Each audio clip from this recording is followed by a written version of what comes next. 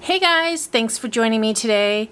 I have a design team project for the piece by piece that I'd like to share with you. Today's project is a set of cards. I made 3 cards using this particular trim that Bev has available in her Etsy store. It also comes in black, but I used the white one today. I think we're having unseasonably warm weather here in the San Francisco Bay Area, and I think I was inspired by that because these cards kind of have a spring feel to them, but each one is using that rosette fabric trim. So here's the first one. So what I did here is this is some seam binding that I hand dyed, and I just cut out one of the flowers, and well, the seam binding has kind of a flower look to it, and the way I did that was just to tie a bow on top of a bow on top of a bow, and then I took the ends and glued them into the center, so it kind of gives it a little bit of a flower look. So that's one way to think about using that trim, is just to kind of cut it off and have it be nice little centerpiece. And then I stuck a brad that I had in my stash right there in the middle. It happened to go really well with this paper. And this background paper is from Kaiser Craft. These dies are Samantha Walker Nestability set, and also comes with a Unity stamp set. So I don't know if you can see that white stamping that I did on those die cut pieces. And this is actually the one in the front as well. I love that set. It's a lot of fun to use. So there's that card. It's one idea. This card, I was playing around with the trim, and it just made me think of a nest when I put it in kind of this U shape. So I kind of made a little nest with it, and have some layers down here of some cotton lace trim that I had in my stash, and then the doily that I use is kind of peeking out of the bottom. This green die cut piece again is from the Samantha Walker. It's a different set, but same idea. It's Nestability die cuts with some Unity stamps that coordinate with it, so you can stamp on the piece. This little bird is from Stampin' Up, and it's a similar idea. It's a punch, and then it has a stamp set that goes with it, so you can stamp on the punched out image. But I thought this trim just made a perfect little look of a nest, and I really like the way that one came out. So that's another idea for using that trim.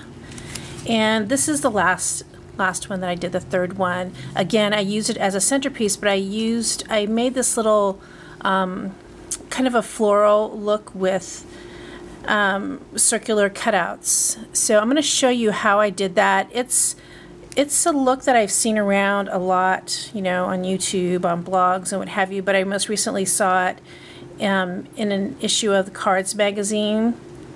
And I've been wanting to try it for a long time, so I went ahead and did it on this card.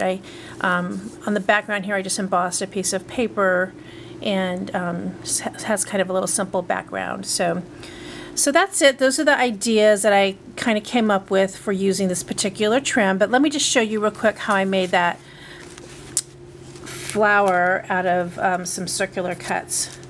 So I used my Nestabilities to cut out the circles, and I used a 1 3/4 inch circle for the base. This is the base, and for the flowers that are folded around as well. So what you do is just cut out your circle. You can use any size. It doesn't have to be the 1 3/4. You can use any size, but that worked well for an A2 size card. So what you do for your base is first fold it in half, and then fold it in quarters, just so you can find your center, and this will help when you start laying down the various pieces.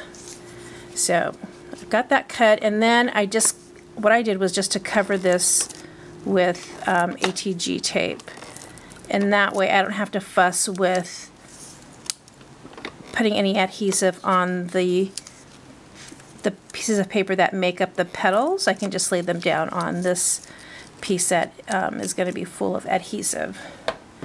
So the way you do it, so the best type of paper to use is a paper with a two-sided pattern. So this is one side and this is the other, and I chose to have this pink pattern be the inside. So what you do is you simply kind of fold it in thirds. So just fold over one side here, and one side there, and then you have a petal made. And you're going to set this down on your base, and you want this point to be at the center. So you kind of just, you know, look at your fold, and you can just lay this first one down anywhere, and then it would go like that. And you don't glue these down at all, and they just kind of stay put in. It's has this nice little lift right there, so you get some dimension. So you do your second one, and the one thing that you want to be mindful of when you're putting these down is to have this part that's going to flip up a little bit, have them going in the same direction. So I'm just going to lay this one, just butt it up right next to that one, like so. And then you just continue doing that all the way around.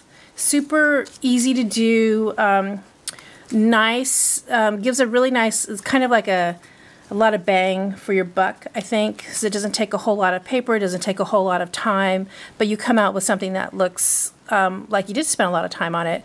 So those are my cards. I hope you found a little inspiration in there, and thanks again for joining me, and I'll see you in the next video. Thanks, bye-bye.